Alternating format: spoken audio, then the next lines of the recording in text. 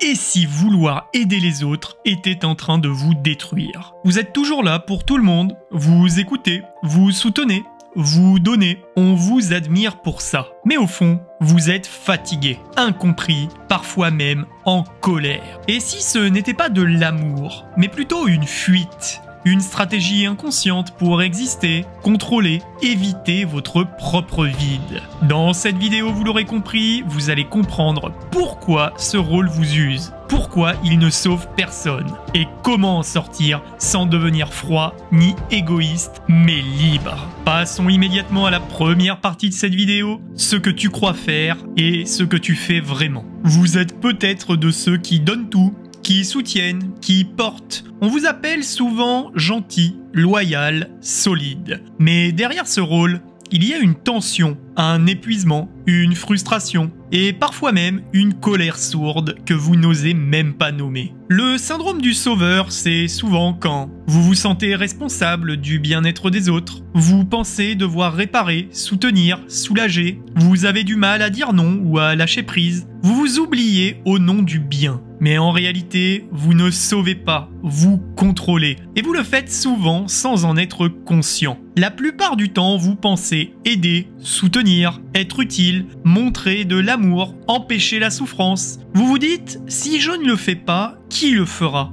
Je ne peux pas les laisser comme ça. C'est normal, je suis fort, je dois donc être là. Mais ce que vous pensez être de l'amour est parfois une peur maquillée.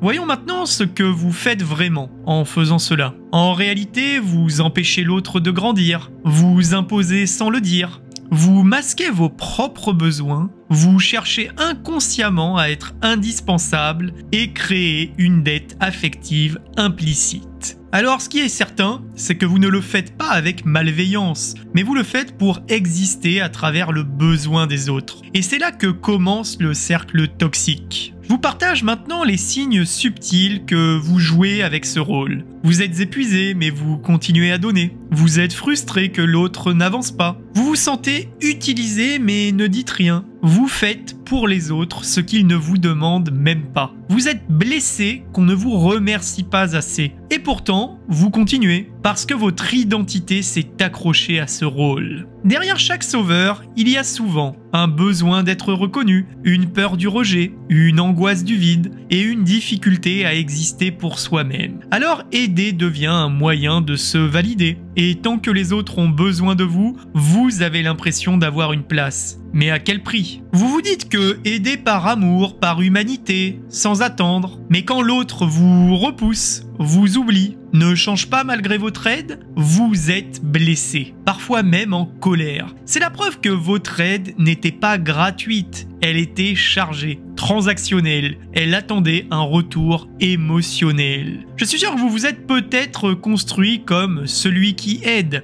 mais ce n'est pas vous. C'est une stratégie, une armure, une réponse, une posture que vous avez appris à adopter, souvent pour survivre émotionnellement. Mais aujourd'hui, cette posture vous étouffe et elle vous empêche de poser vos limites, exprimer vos vrais besoins, être aimé pour qui vous êtes, pas pour ce que vous apportez. Dans cette deuxième partie de vidéo, nous allons découvrir d'où vient ce besoin de sauver et comment votre histoire l'a façonné. Eh bien, le rôle du sauveur s'installe souvent très tôt, enfant. Vous avez peut-être ressenti qu'il fallait être utile pour aimer, deviner les besoins des autres sans qu'on vous le demande, être félicité quand vous étiez sage, aidant, responsable, avez compris qu'exprimer vos émotions dérangeait. Alors vous avez appris à vous adapter, vous taire, aider et porter ce qui n'était pas à vous. Et petit à petit, vous avez fait de l'effacement un mode de survie. Dans certaines familles, vous avez peut-être été parentifié, vous avez consolé vos parents, pris soin de vos frères et sœurs, joué le rôle de médiateur, de pacificateur, porté les secrets ou les douleurs familiales, et même si vous étiez enfant, vous avez grandi trop vite, désolé de vous le dire, sans apprendre à recevoir. Cette citation le rappelle très bien. Celui qui a été trop tôt responsable ne sait plus commander de l'aide. Enfant, vous avez peut-être été associé au conflit, à un danger, à la colère, à un rejet, à un désaccord, une menace, à un désamour, une défaillance personnelle. Alors aujourd'hui, vous évitez les tensions. Dites oui quand vous pensez non. Donnez pour ne pas recevoir. Sauvez pour ne pas perdre l'autre. Mais derrière ce comportement, il y a de la peur, pas juste de l'amour. On vous a peut-être appris explicitement ou non que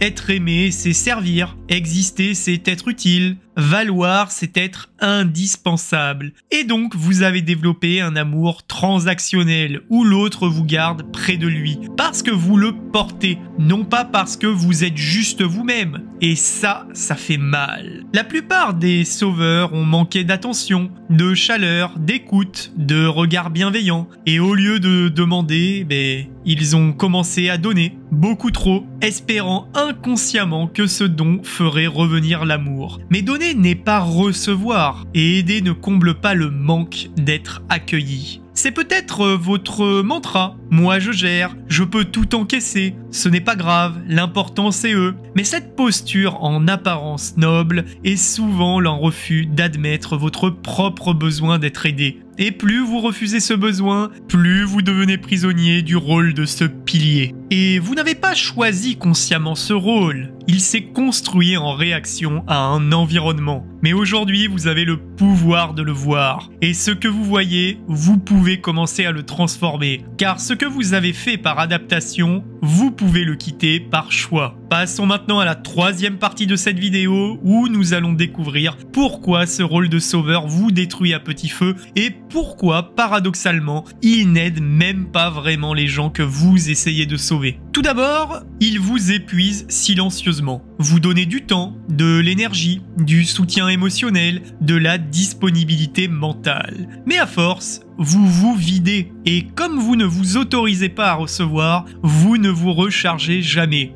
Résultat, ça donne ça, fatigue chronique, surmenage, ressentiment et parfois même un effondrement intérieur.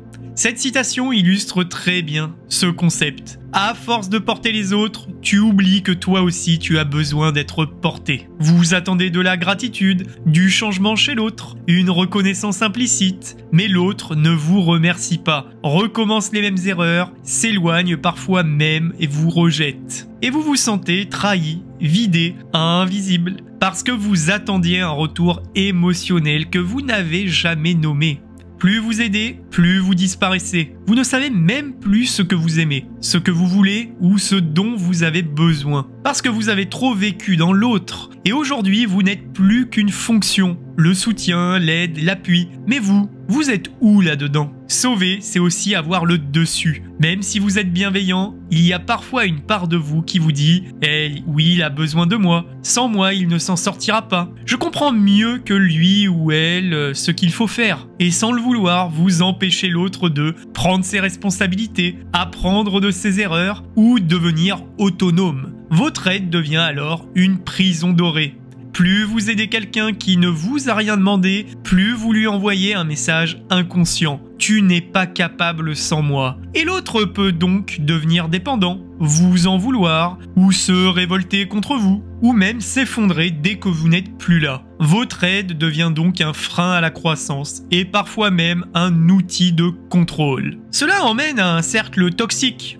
Vous aidez, vous vous épuisez, vous vous en voulez de ne plus avoir l'énergie et pour compenser, vous aidez encore plus. Ce cercle vous enferme et vous fait croire que vous êtes né pour faire ça. Mais personne n'est né pour se sacrifier en silence. Vous ne rendez service à personne en réalité, ni à vous, car vous vous détruisez lentement, ni à l'autre, car vous l'empêchez d'apprendre par lui-même, et ni à vos relations, car elles deviennent déséquilibrées, sous tension, fragiles. La seule façon d'aimer vraiment, c'est d'aimer sans se nier. Dans cette quatrième partie de vidéo, nous allons découvrir ce que les stoïciens diraient à une personne qui veut toujours sauver et comment ils les aideraient à lâcher prise sans trahir leurs valeurs. Pour Épithète, il y a deux catégories de choses. ce qui dépend de vous, vos pensées, vos jugements, votre posture intérieure et ce qui ne dépend pas de vous, les réactions des autres, leurs choix, leur évolution et leur souffrance. Or, le syndrome du sauveur repose sur l'illusion que vous pouvez agir sur ce qui ne vous appartient pas, et cette illusion vous use. Le stoïcien ne fuit pas, il ne méprise pas, il accepte la limite entre ce qu'il peut faire et ce qu'il doit lâcher. Tu peux montrer le chemin, tu peux donner l'exemple, mais tu ne peux pas marcher à la place de l'autre. Ce détachement n'est pas un désamour, c'est une forme de respect. Les stoïciens observeraient ceci. Si tu insistes pour sauver, même quand l'autre ne te demande rien, ce n'est pas de l'amour, c'est du contrôle. Et ils vous demanderaient, est-ce que tu aides pour répondre à un vrai besoin? Ou est-ce que tu aides pour garder une place? Ou même pour te sentir utile? Ou pour éviter ton propre vide? La vertu pour un stoïcien, c'est la tempérance, c'est-à-dire l'équilibre, le courage, la sagesse, donc la lucidité, la justice pour une juste mesure. Aider les autres au détriment de votre santé, de votre paix, de votre axe n'est donc pas noble, c'est déséquilibré. Et les stoïciens ne valorisent pas la souffrance inutile, ils valorisent l'harmonie entre action et alignement. Le stoïcien cherche à être un repère, pas un sauveur. Il ne change pas les autres de force, il incarne ce qu'il croit juste et laisse l'autre libre d'évoluer. Car il sait que la vraie transformation ne se fait jamais sous pression, elle se fait par miroir. Les stoïciens ne vous diront jamais de cesser d'aimer, mais ils vous diront d'aimer sans attachement destructeur, d'aimer sans vous oublier, d'aider sans vous effondrer, d'être présent sans devenir esclave, et cela passe par la clarté intérieure. Marc Aurèle disait « N'attache pas ta paix à ce qui n'est pas en ton pouvoir ». Votre rôle n'est pas de porter les autres, votre rôle est de rester droit, même quand le monde s'effondre autour de vous.